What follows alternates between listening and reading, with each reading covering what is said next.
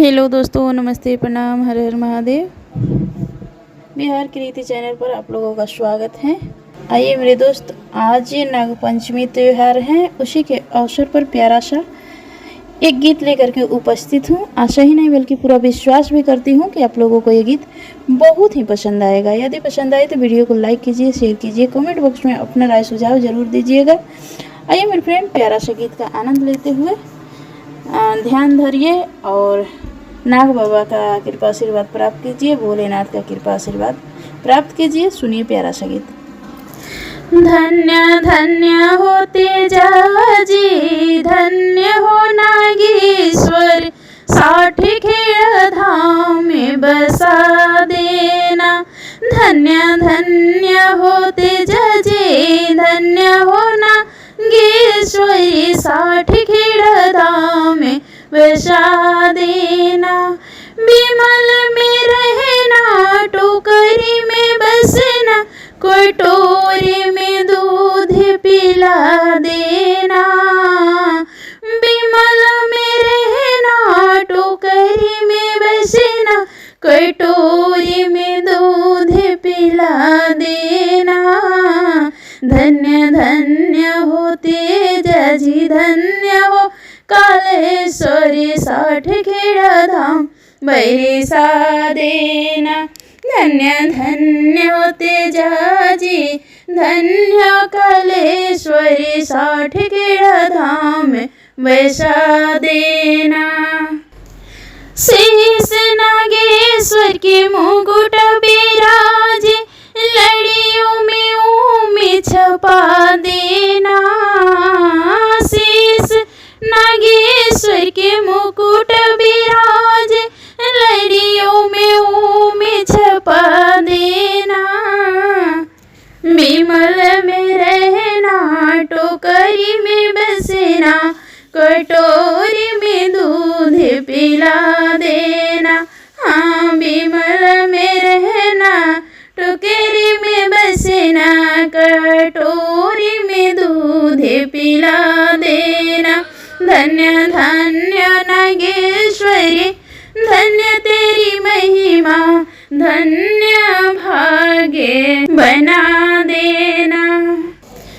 कानी नागेश्वर के कुंडल सोहे, मोती पे में छपा देना। कानी नागेश्वर के कुंडल सोहे, मोती पे में छपा देना। धन्य धन्य हो नागेश्वरी, धन्य तेरी महिमा, 60 खेड़ धाम में बसा देना। धन्य धन्य हो नागेश्वरी, धन्य तेरी महिमा, 60 खेड़ धाम में बसा देना। धन्य धन्य हो नागेश्वरी, धन्य हो कालेश्वरी, 60 खेड़ धाम में बसा देना। गले कालेश्वर के कंठी शोभे, हारवा पे में छपा देना। गले कालेश्वर के कंठी शोभे, हारवा पे में छपा देना। धन्य हो नागेश्वरी, धन्य तेरी महिमा, 60 खेड़ धाम में बसा देना। धन्य धन्य हो नागेश्वरी, धन्य हो तेजाजी, 60 खेड़ धाम में बसा देना। संगे नागेश्वर के नागिन सोहे, जोड़ी पे में छपा देना। संग नागेश्वर के नागिन सोहे, जोड़ी पर में छपा देना। धन्य हो नागेश्वरी, धन्य हो तेजाजी, 60 खेड़ धाम में बसा देना। धन्य धन्य हो नागेश्वरी, धन्य तेरी महिमा, 60 खेड़ धाम में बसा देना। धन्य धन्य हो कालेश्वरी, धन्य हो तेजाजी, साठ खेड़ा धाम में बसा देना। बिमल में रहना टोकरी में बसना, कटोरी में दूध पिला देना।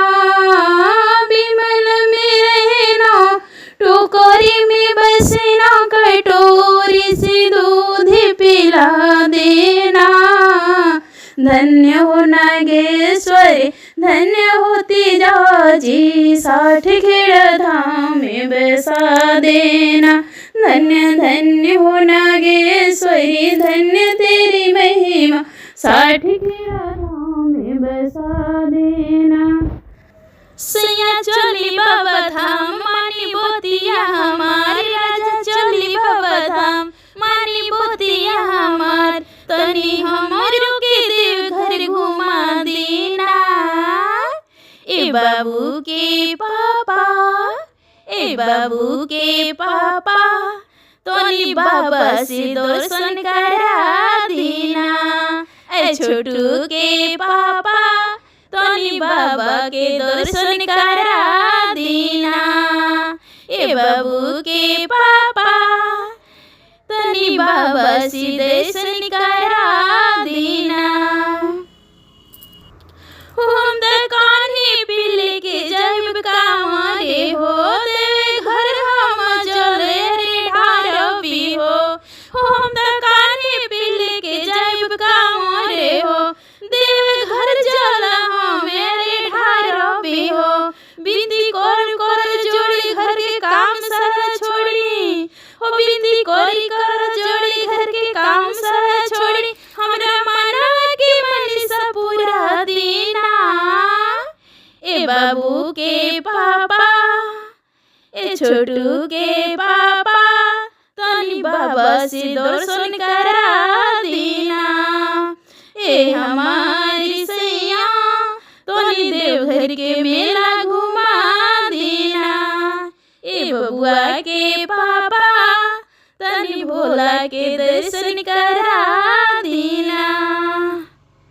हम तो भोला दरबार में जाई बेहो, जाके भोला जी के भोगिया चढ़ाई बेहो। हम तो शिवदारी बार जाई बेहो, जाके भोगिया धतूरा चढ़ाई बेहो। भोला हाइया भोगी होई कौन ना कभी, तनी एक बार भोला से मिला देना। ए बाबू के पापा तनी देवघर के मेला घुमा देना।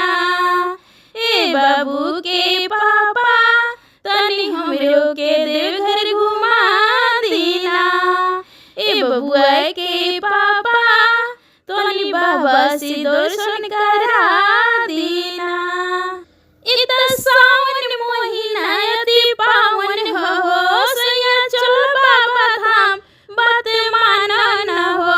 इत सावन महीना अति पावन हो, सैया चल देवघर बात माना न हो। बाबा हम दयावान झोली भर दी है हमार, सारे जीवन के बालट ले जाए ना। ए बलमुआ हो मेरे तनी शिव जी के दर्शन करा देना। ए बबुआ के पापा तनी बाबा के दर्शन करा देना। ए बबुआ के पापा तनी देवघर के मेला घुमा देना। सैया चली बाबा धाम मानी बतिया हमार, राजा चली बाबा धाम मानी बतिया हमार। सैया चली बाबा धाम मानी बतिया हमार, तनी हमरो के देवघर घुमा देना। ए बबुआ के पापा तनी बाबा के दर्शन करा देना। ए बबुआ के पापा तनी बाबा के दर्शन करा देना।